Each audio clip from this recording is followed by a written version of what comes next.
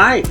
I want to thank you for joining me for episode 4 of First Drafts That Glow, a flash fiction short story writing project by me. The first 3 episodes, totally sci-fi. This is fantasy. I know you're into it. It was kind of pointed out that I might be stuck. And, you know, that happens. As a writer, I get kind of caught up in certain types of stories and certain types of characters. And, you know, I figured, let's go out of the comfort zone there. So that's what we're doing. My hair is getting longer, so it is getting a bit more manageable. I do wish it would just grow or like something. It is at this really awkward stage and I hate it. Absolutely hate it. But anyways, so I want to thank everybody who sent me like happy messages about the previous episodes. There's not a lot of views on them right now, so like and subscribe. That would be super great if you could like and subscribe, because I want a URL that isn't a mess of weird characters. Anyways, I have fun doing this. I hope you have fun listening. After this episode, I am going to ask which one of these 4 that I've done so far you want me to polish up and package as a more professional audiobook with less errors and you know, some fixes here and there, because like I said, these are all flash fictions, these are all first draft quality, but I think they're good anyways. But if we do this, I might get somebody else to read it, because, you know, you get to look at this when I read. I don't know. Who knows? Or I may do a voice. Yeah, I don't know what that was. Ignore that. Okay, anyways. Today's story is called Midnight Cats. Again, it is a fantasy story, unlike the previous 3, which were science fiction. There is obviously influence from Dungeons and Dragons. There's a little bit of influence from Pathfinder. There's like just general fantasy influence that happens here. So I don't want any specific mindset about like the races of elves, dwarves, humans, or the kind of limitations of how your headcanon or how your campaign sets up certain things, because this is my fucking story, this is my world, and if you don't like it, you know, on your bike.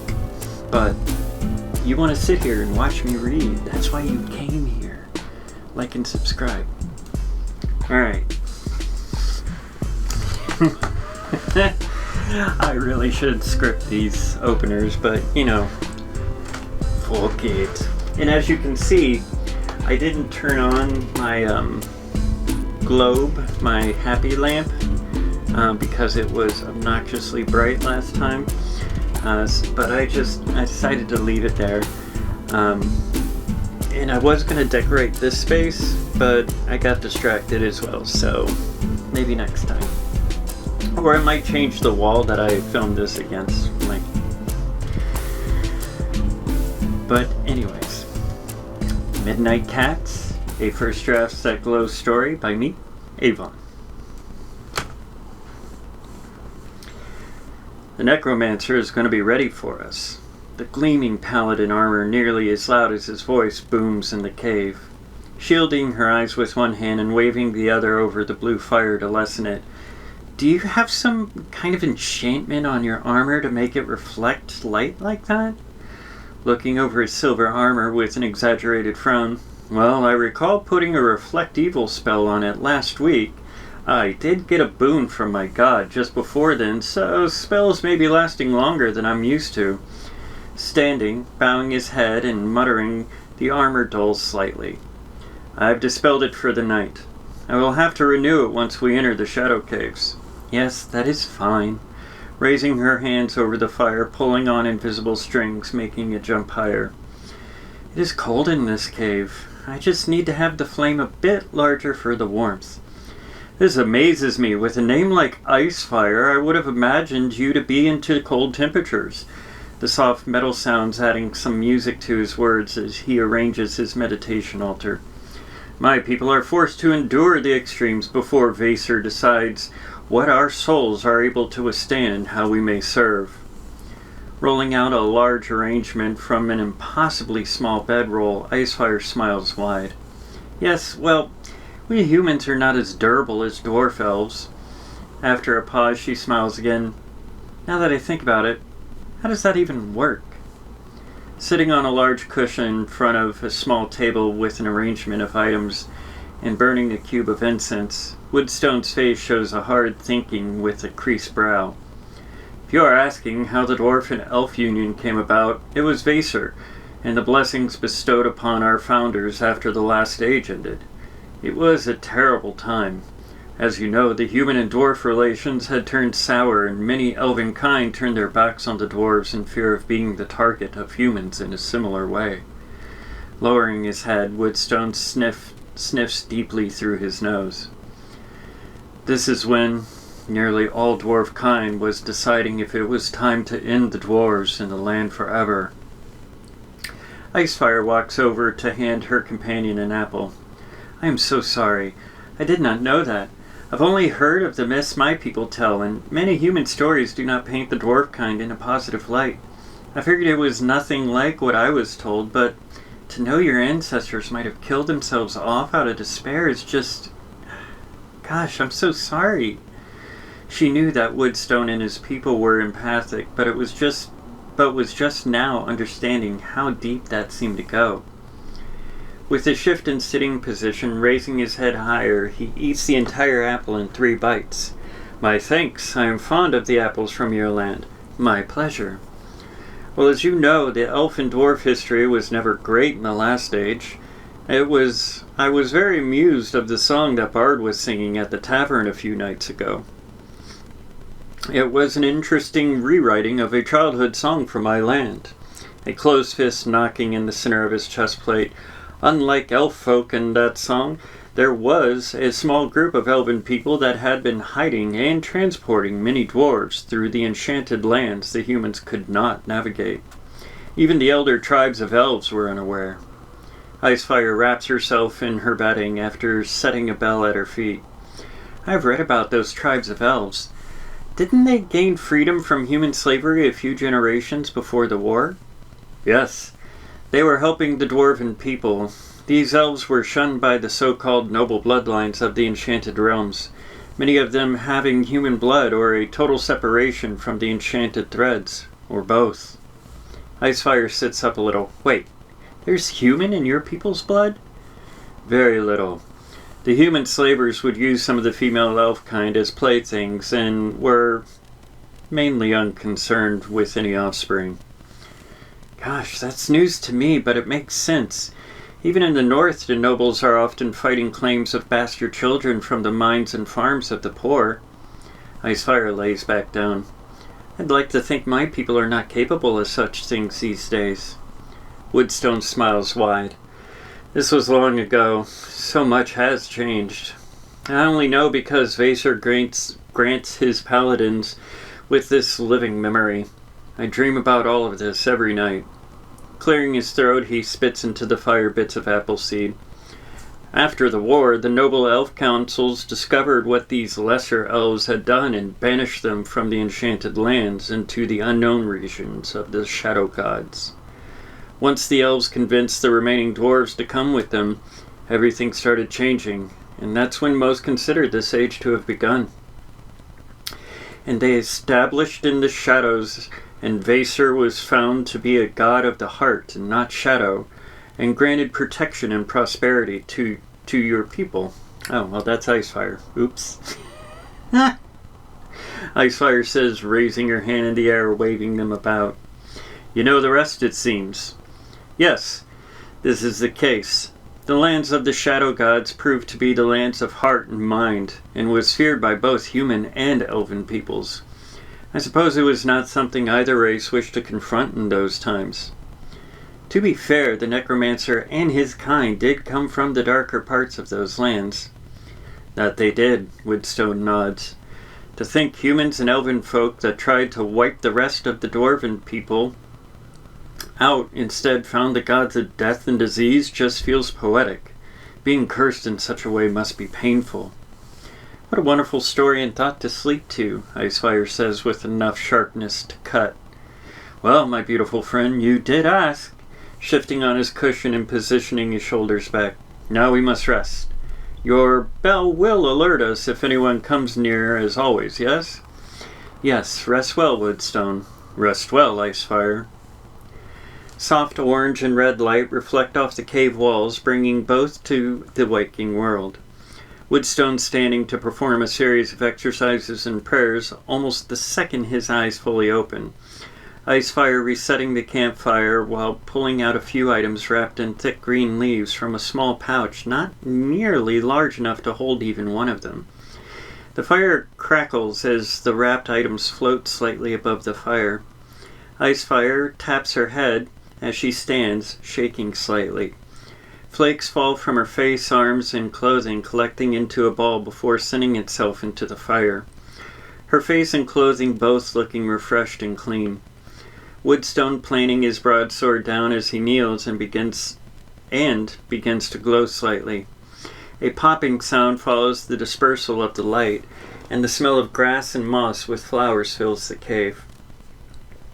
Flicking one finger towards one of the leaf-wrapped items, Icefire calls to Woodstone. The hot potato dance was her last, as Woodstone never took off his gloves or his armor. With a come here movement, the other leaf wrap moves towards Icefire, unwrapping itself and floats just close enough for her to bite into it. What are we eating today, Icefire? The innkeeper said it was meat pie the farmers of the region are fans of. Some tropical fruits with cow and potato bread. After another bite. It is sweet without being overpowering and has a nice meaty flavor. You may wish to add salt. I think our water supply is going to run out if we do not find a stream, and I use salt like I do at home. Taking half the chunk of food in his mouth, he smiles with tight lips. I can purify any fluid into a drinkable water in a pinch if it comes to it. With that, Woodstone produces a small pouch and pours some of the white crystals into his mouth and covers the remaining bit in his hand with a thick top layer of salt. Good! The full-mouthed words spitting a few crumbs into the air. Icefire packed up her things into small packs and pouches arranged on her belt. Woodstone worked at filling his pack with his folding altar and holy items while singing praises to Vaser. Leaving the cave, they both did a survey of the land before agreeing to continue as they were the day before. Excuse me. The darker color of the stone and soil was more disturbing to Icefire than Woodstone.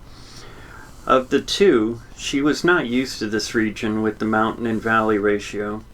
The lack of flowers and trees gave the path ahead and the sun a harsh edge. Some of the soil and rocks was reflective and gave off a sour odor when the noon heat started. It was just before Icefire expected Woodstone to request stopping for food she noticed the shift in the number of caves in the valley floor and the mountain walls ahead. She had gotten used to his patterns. Whenever he stopped singing praises to his god, he was getting hungry. Look, those... That's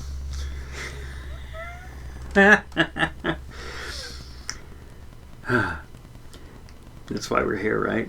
That's why we're here. These look to be the cave systems we were told house...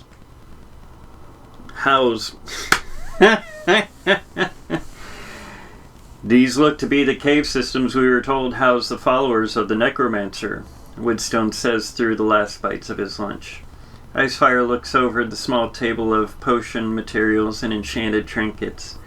I'm trying to decide if we will need light or offensive spells on hand. I can offer light with my armor. Do you have anything to protect your eyes? The armor spell does get more intense as we encounter more evil. I have this. Icefire produces a wooden eye covering that seems impossible to look through. It is from a blessed tree of the Lake of Joy. Woodstone frowns. The keepers of that lake still allow humans to harvest the endless tree? Not really. It is a few hundred years old. It was a gift from the royal collection. To aid in this mission, they will prevent anything false or harmful to reach my real eyesight. Quite useful when fighting a necromancer, Woodstone smiles. Forgive me, my envy was getting better of me. What do you mean? I didn't think you sounded envious. Woodstone begins to speak and stop himself. After a moment he takes a deep breath. That lake was the one my people were born next to in the first age, the elf side of my people. It was why they were enslaved by the humans and why the noble houses of the Enchanted Land were fine with the enslaving of that elf family line. Oh shit! That's not in any history book. Icefire takes the eye covering off. I had no idea. Nor should you. As I said, Vaser has the entire history of our people living in my head. Things I did not know before being caused to think about them are suddenly known to me. I'm used to it. That was such a long time ago, it is one of the weakest of memories. Well, when we are done with this, asshole, I'll give it to you. No need for that. It is just an item. It is not a tool of destruction or malice. It will be useful for you for many years to come. Icefire stands and bows. I thank you for your generous blessing. Looking over the quick camp she had set up for lunch, shall we do our things and then continue? Aye, Woodstone adjusts his seated position, setting his sword, standing in front of him. His prayers start in a muttering hum. Icefire looks over the camp and sighs. Okay, Harvey, get it all cleaned up. Tapping a small glass jar wrapped in leather, the lid opens and smoke pours out, taking shape in a smaller version of Icefire. Its monochrome gray and purple marbled skin... Monochrome. Its gray and purple marbled skin and clothing collecting all the light around it, causing a shadow to follow its every move. It glares up to Icefire. No attitude. Get it done and you can go back to sleep. Icefire folds her legs and begins to levitate slightly off the ground, and she closes her eyes to refocus her energies for the rest of the day. After a few moments, the bell ring has Woodstone and Icefire standing with attacks ready. A small group of goblin kind just beyond the next ridge, moving slowly towards them, is barely visible. Woodstone whispers, I cannot remember. Would they hear the bell? No. When I said it, I tell it to only sound to our inner mind and not our ears. Amazing spells and trinkets you have, Icefire, Woodstone says a bit louder. Icefire feels a slight rush in her cheeks. Thank you, Woodstone. I see them in 2 groups. Could be 5 or more in each group. It's hard to tell.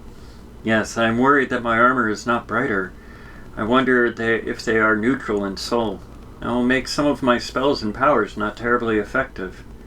I'm sure they're using evil items. Icefire taps the jar in her belt as the smoke rises back into it. If anything, I can throw a fireball down there. Now, if you want me to. Woodstone considers. How many times can you cast that? Twice. It takes some of my core strength to cast, and it leaves me a bit weak for a few moon cycles. Save it, then. I'll rush them, and you pick off any that get by me. Following close by, Icefire prepares a few spells in her mind and grabs a few rings with charges. Woodstone prays for her blessing and guidance as they rush the group to the right first. The blur of movement from the goblins when the first 2 were cut in half by Woodstone was blinding, as the group shaman was seemingly masking the evil the creatures contained. Icefire quickly put on the wooden eye protection as the paladin's armor began to shine like the sun. 2 of her rings activated as a rain of stone arrows began to disintegrate inches from her body while sending out shafts of blue fire along the same path. The smell of burning goblin flesh was acrid and foul. Woodstone was reminded of war rooms filled with wounded. Icefire was new to this adventuring and felt that newness as her mouth became hot. They both pushed through the memories and discomfort as the second group attacked. One of the goblins in the second group was larger and had the arms and torso that seemed more like an orc. Woodstone was having trouble deflecting and striking the barbarian style of fighting with this level of ferocity and strength. The other 4 had been visibly shaken by the quick death of the other group. 2 were preparing spells and the other 2 were rushing Icefire. Icefire, fishing in one of her impossibly deep packs on her belt, pulled out a blue glass container, smashed it between her hands. Her body became consumed by a white fire as she grew slightly. She roars to the sky before her fingers grow massive iron nails. The goblins rushing her have little time to react, making the mistake of hesitating. Out of the corner of his eye, while gaining ground on his attacker, Woodstone notices the nearly divine power that Icefire was wielding. His heart gains strength from this display as his next blow to the goblin orc abomination throws it off balance to slide down the hill. Woodstone quickly recites a prayer for Icefire and himself as he leaps down to attack the heinous barbarian. Icefire sees a shower of black-tinged green blood shower from the torn bodies of the 2 that had tried attacking her. One of the daggers firmly in her right leg without slowing her down. The 2 spellcasters looking panicked as whatever cantrip they were reciting was not going to be finished soon enough to save them. Icefire roared again as the white fire begins to shine brighter. As she rushes the goblin spellcasters, the orcish goblin lands on her back, swinging its massive sword around to try to cut her neck. Woodstone tackles them both from behind, sending the ball of fire and gleaming metal directly towards the goblin spellcasters. As if seeing the future, the goblins lower their shoulders and heads as Icefire's larger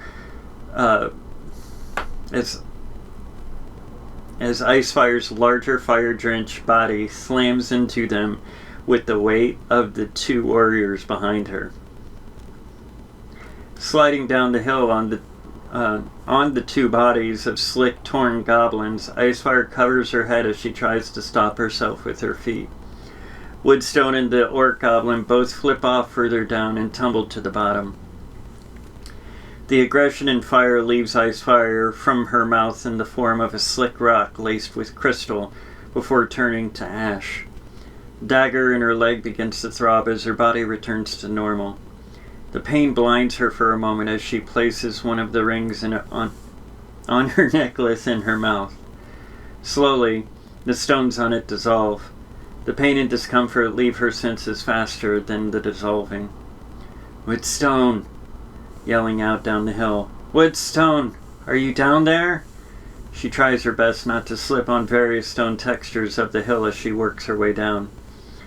At the bottom, she sees the orc goblin head a few feet from its body, with its own bladed gauntlet appearing to have been the culprit.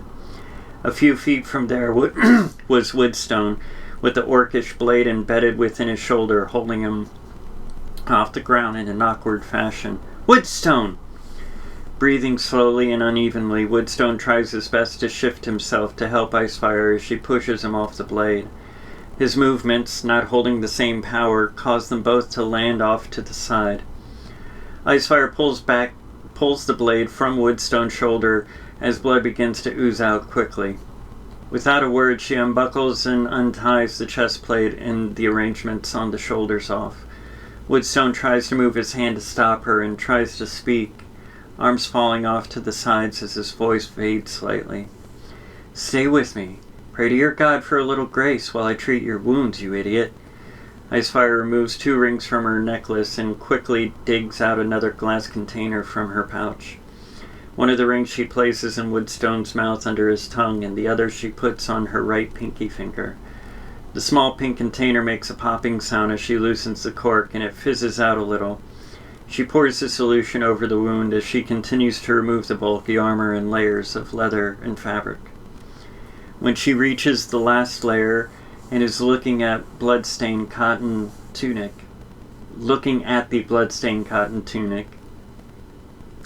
he grabs her arm as she reaches to lift it off him. "No," a rasp-laden plea. "Leave it on, please." Icefire touches his forehead with her right pinky, and he fades slightly into a look of comfort. "I'm sorry, my friend. I must clean out the wound before I can help you heal it. The blade likely had some magical toxins upon it." Lifting off to his shirt, she produces another glass container, placing it on his chest. It dissolves into an even layer of foam that wraps itself around his entire torso, up to his jawline and down to his waist. After a moment, the green foam lets off a mossy smell. Icefire tears it from the neck in the center, opening it to reveal clean skin, with the wound covered in another layer of moss remaining, preventing more bleeding. What in the realms? Icefire notices 2 scars on his chest. Both look like surgical scars and evenly placed. "Woodstone, were you?"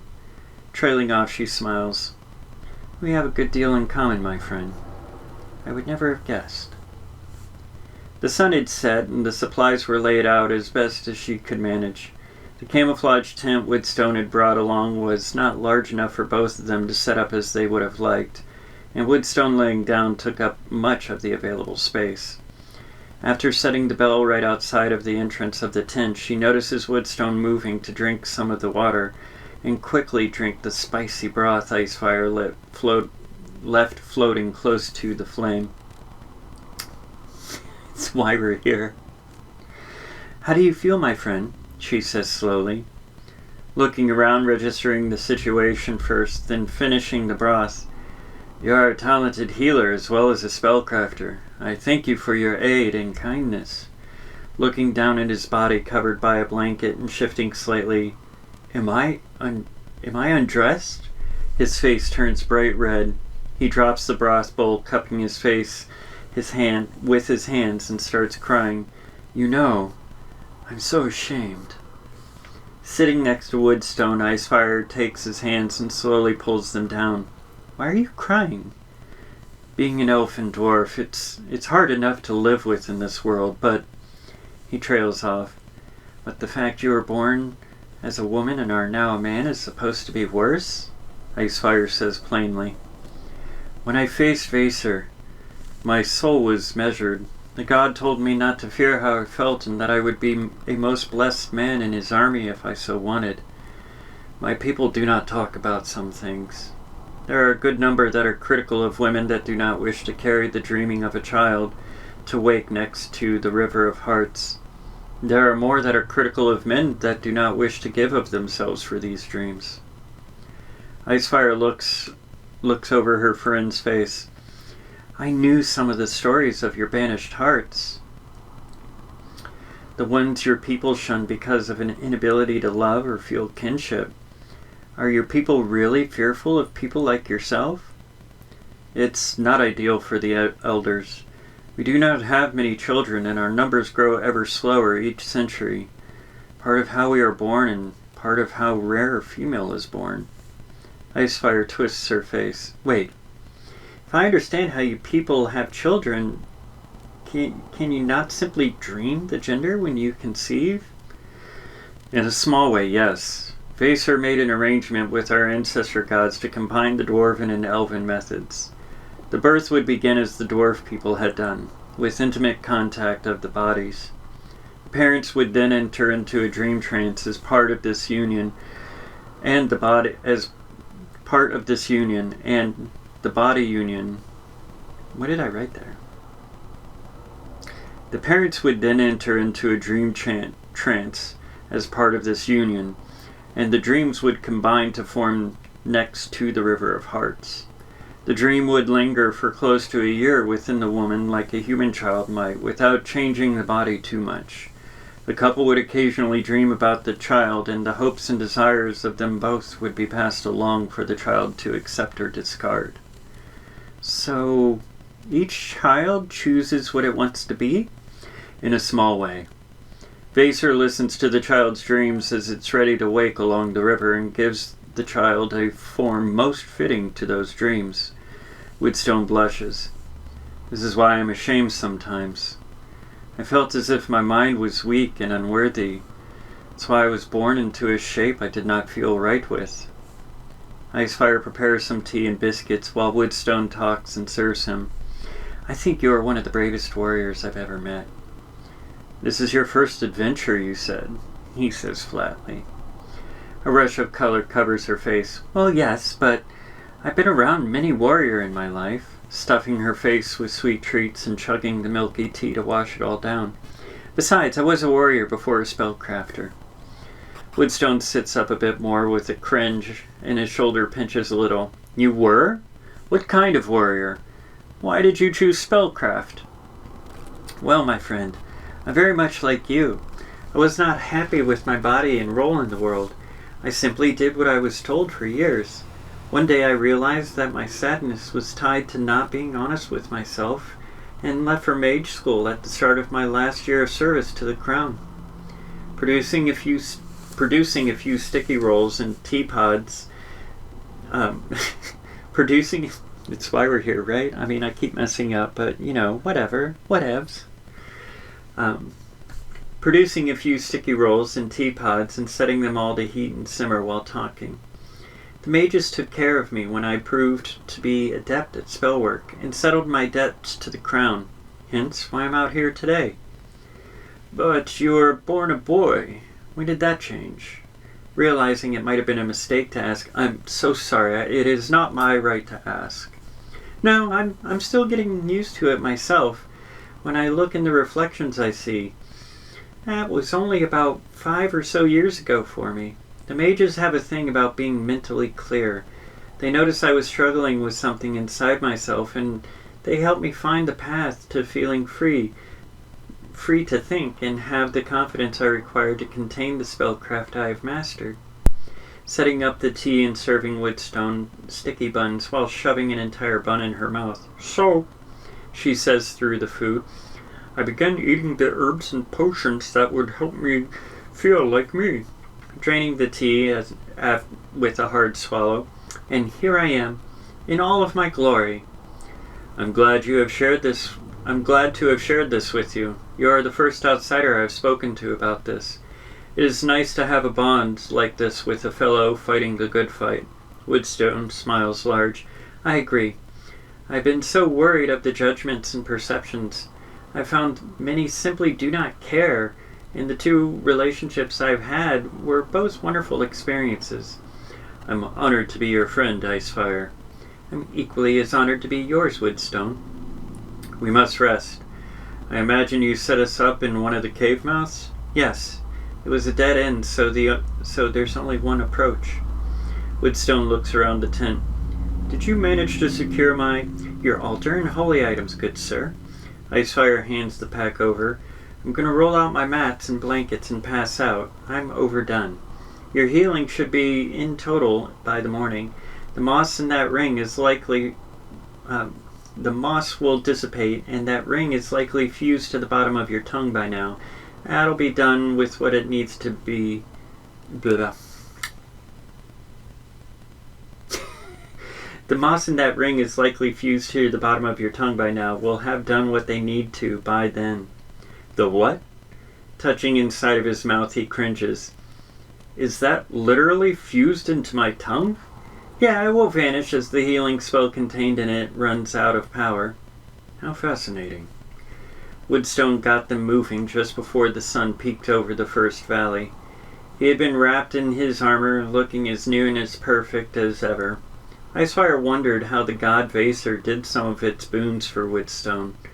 The mages never could give a solid answer as to how divine magic worked over spellcrafting, sorcery, and necromancy. Even necromancy was partially divine magic, and there were still some gaps in understanding by the mages that made it a taboo pursuit.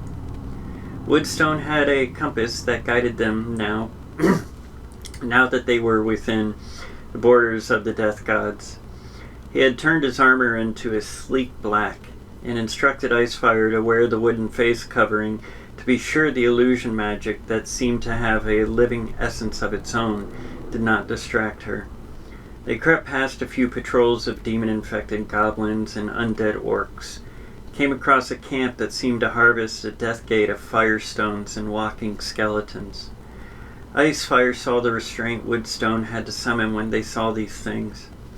Paladins had a hard enough time being this close to evil of this kind, but to allow the dead to be harvested like this was just an abomination.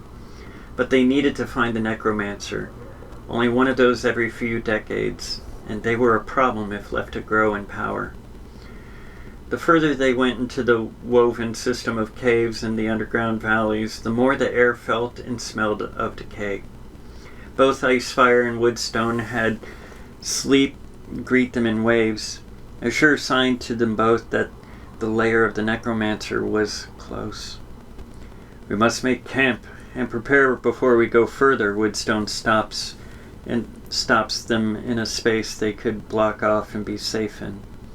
"Agreed. I need to rest and prepare a few extra potions and memorize a spell or two." The tent filled the opening and took a texture of the rest of the rock wall. Inside, the low-energy magical flame both produced warmth as well as a soft breeze of fresh-smelling air. The food was a variation on the sweet meat bread they had before, and the teas and sweets felt like they were doing more for their moods than any food could have done. Neither of them talked much. The occasional look at each other was enough to confirm they were both worried and had support of the other, no matter what. After setting up the bell and laying down to sleep, Icefire looked at Woodstone and wondered if he was actually going to rest or do that thing some paladins do and just be up all night in a vigil. Icefire decides not to leave it to chance. "You better rest. The bell will alert us in plenty of time." Opening one of his eyes and frowning, "What makes you think?" Stopping as Icefire sits up to stare him down, he says, "You're right. No macho stuff required." Breaking camp was timed in a way that made them both feel like they had been alerted.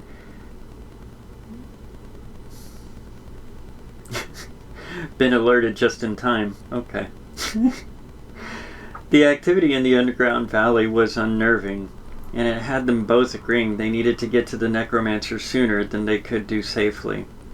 After a brief discussion about how they may disguise themselves to walk amongst the undead and demon-possessed orcs, goblins, and other creatures, they decided to simply risk being seen as they used a wall-walking spell Icefire had never used in a situation outside of school.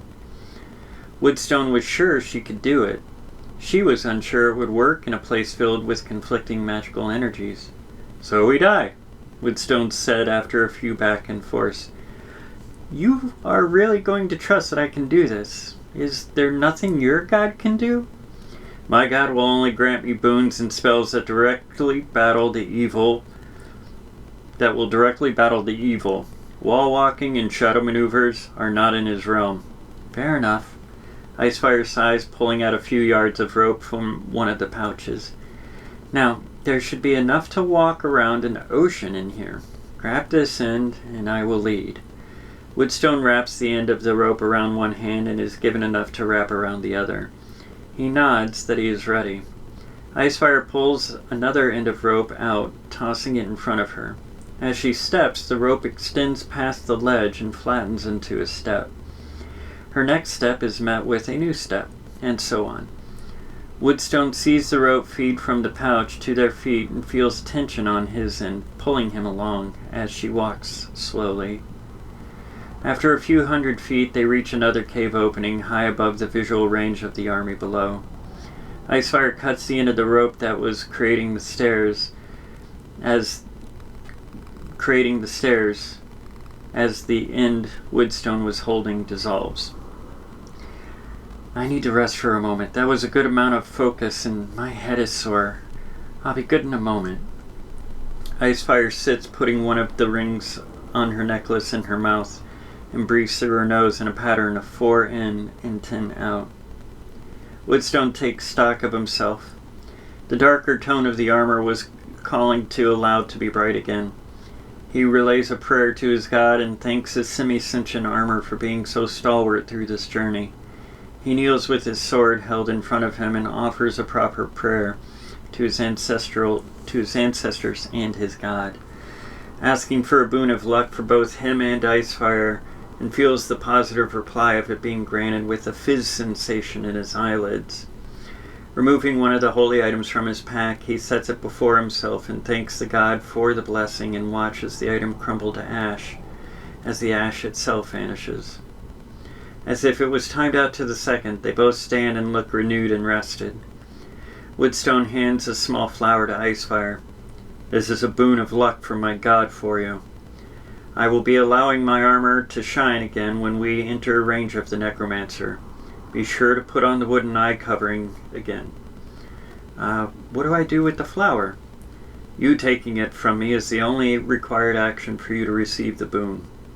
Icefire bows her head, taking the flower and feeling the same fizz sensation as Woodstone. She quickly places the bloom in one of her many pouches. That was an interesting feeling in the eyes. Woodstone smiles and pats her on her shoulder. "Aye, now let us kill this tyrant of souls and life." Walking deeper into the web of caves that lace up and down would have given anyone despair. The size of the cave system and the number of vile creatures would have been enough to make anyone quit long before. Icefire thinks about the experience and the bragging rights after this task. She also feels that she now has her first real friend outside of the Mages Guild. Few people were as noble and as trustworthy as Woodstone.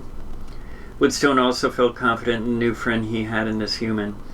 A human that had a similar life experience and was not fazed by his life decisions. If only all the elven dwarves could be like her. Woodstone stops them progressing as he begins to hear whispers of his god. The next chamber is the lab of the necromancer. The room has him and a few dozen undead. The door is sealed by a strong magic, but our path through this cave will allow us to drop in behind him. Looking through a few pouches and placing a few rings in her mouth, Icefire nods. She is ready. The gleaming armor shines like a blazing sun, causing the lesser undead in the room to cower in many rotten place, all before hitting the floor from 10 stories up. Woodstone creating a large thunder sound as he flatly lands on both feet, causing a small depression in the floor where he lands. Icefire falls back first, with glitter pouring down faster than she falls. Her hands pointing towards the door, she opens her fist, releasing hundreds of paper bees. The glitter supports her, slowly falling, turning to a standing position as she lands on her feet. The paper bees still flying from her hands, seemingly endless. The necromancer seems to move in slow motion to Woodstone.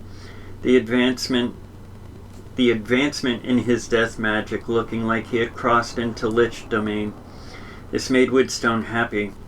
The living necromancers were often immune to the holy attacks and the fear of gleaming armor. If he was close to death or already belonged to the death realm, he would be reduced in capacity in the presence of a paladin with gleaming armor and a holy blade. The paper bees began to shred the undead that were still standing, none of them able to understand the flying paper causing so much damage and making it hard to move forward. Before moments have a chance to pass, Icefire stops the flow of paper bees from her hands and spits one of the rings out of her mouth, grasping it with her right hand. Glowing in a green flame, she levels her fingertips towards the undead still standing, trying to wave off the paper bees, and softly blows on the back of her hand. The fire stream that emits from her hand devours the mindless grunts in a moment. One of the skulls of the undead is thrown, causing her to fall in place after striking her. Not aware of anything but the lich necromancer before him, Woodstone throws his arm wide before rushing at the rotting human figure. The necromancer grins, moving his hands in complex shapes as they begin to glow.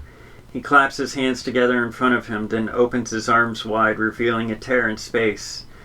allowing a fire golem to step through. The laugh of the lich drowned out by the roar of the golem as it pukes a black flame at Woodstone. Holding his blade in front of himself, Woodstone screams a prayer, splitting the flame to the side before it touches him. The fire golem swings each arm in front of itself, dragging flaming chains widely arcing from its sides to cross paths, trying to cut Woodstone down. The chains fall limp as they clang with no effect upon the shining armor. The golem, roaring at this, dropping the chains, begins to grow large blades from each hand. The lich rises into the air, looking over the events. He sees the fallen spellcrafter and sweep towards her. Woodstone hears his blade steam as it cuts off Woodstone hears his blade steam as it cuts off the creature's left arm of fire and lava. The rage of the scream of the golem emits shakes the cavernous room as it wildly swings its other blade at Woodstone. The separated arm, cooling and turning into obsidian in moments, offer a welcome defense from the blow as Woodstone ducks behind it. After the slam of the fire blade above him sounds, he jumps on top of the obsidian arm, swinging to separate the second arm. As that separates from the golem's body, its entire form begins to darken and turn to the same black crystalline stone.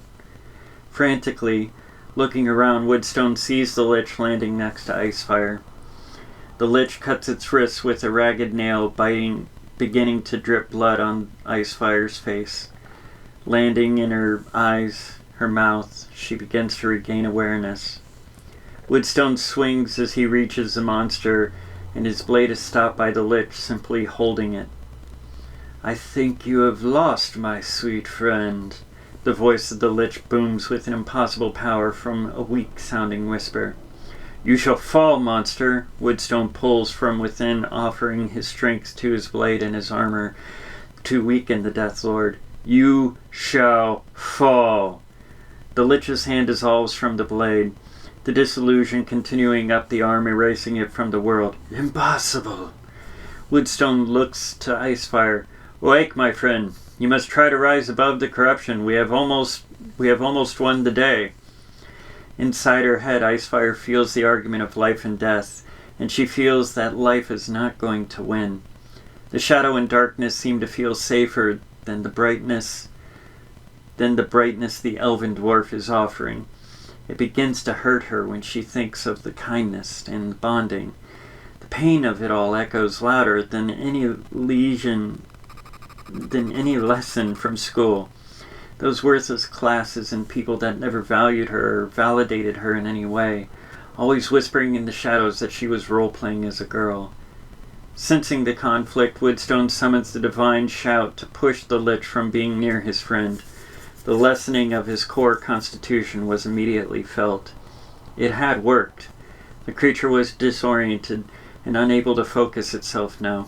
One of its arms completely gone, and the damage of the divine word stripping much of its form off its bones. Tearing off his chest plate, he drops it onto Icefire's torso, then rushes the lich's position with a massive leap into the air to close the distance. Landing on top of the foul thing, planting his blade in its guts, he begins to chant the poem of hope and offers more of himself for another uttering of the divine word. Once uttered, Woodstone flies back, landing on his rear. Icefire feels the warmth and safety of the light and feels herself vomiting and shaking. Some foul curse was leaving her body. The weight of the paladin's chest plate, a welcoming sensation. Sitting up, she sees the lich trying to stand and compose itself as it makes the motions for a spell of destruction. Without thinking, Icefire summons the will to cast a fireball. Immediately knowing the room may be too small, but they were so close to ending this thing's time in the realm. The echo of fire consumes the lich, throwing the creature and the fireball upon the furthest wall in a wet-sounding thump, shaking the entire space again, causing the floor to open and the walls to crack.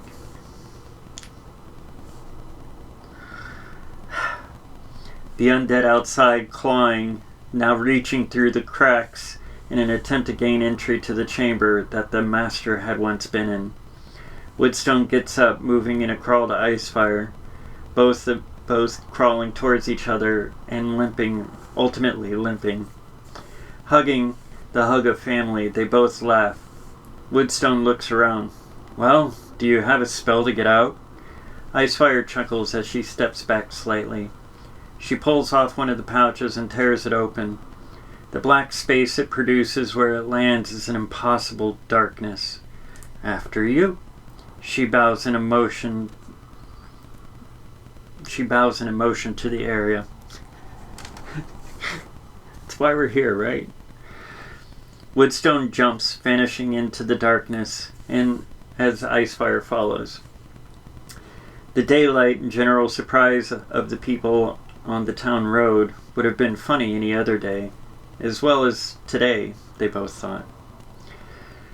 Well, you want to go on another adventure, my friend? Woodstone smiles wide at Icefire. Are paladins mind readers now? They hug and laugh as they make a silent agreement to get drunk, sleep, and bathe, but not necessarily in that order. Well, outside of some of my obvious flubs in like wording, I really like this story. I wanted to write two characters that were adventuring together instead of like trying to kill each other, or one character trying to save the other or lamenting about another. My first three stories were kind of like that, like the first one, the vampire,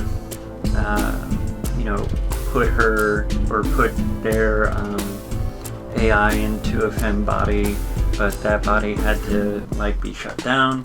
The second one, what was that one? I can't remember. But it doesn't really matter. The thing is that all of the episode, I remember now. The second one was a sapphic character who kept referring to her wife, who wasn't in the story, just referenced her, and she was not having a good time. And then, obviously, last story, we had transmasculine looking for his non-binary partner, and then we end the story with them together. So I wanted to have a story where we had a team, no romantic ties, just friends, comrades. I think it's a huge mistake when, especially in fantasy, anytime there's a masculine and a feminine character, that they have to get together and hook up. That's not always the case. You can love somebody as family without, seeking, more amorous connections, I guess, words. Anyways, I really hope you enjoyed this episode of First Drafts That Glow. Please do like and subscribe. Visit me on ko-fi.com/nailsthatglow. That's ko-fi.com/nailsthatglow. You can also find me at nailsthatglow.com. And you can also find me on Twitter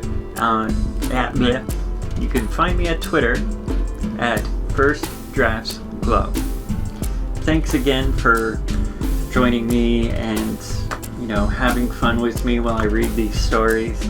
I look forward to the next story. I'm not really sure what that one's going to be about. I might try horror again, but I always seem to fall into kind of a sci-fi thing when I do horror. So I might need to give myself a larger prompt than just a couple words. Maybe that'll help. Who knows? Anyways, thanks again, and I'll see you next week here at First Drafts That Glow. My name's Avon, and love you.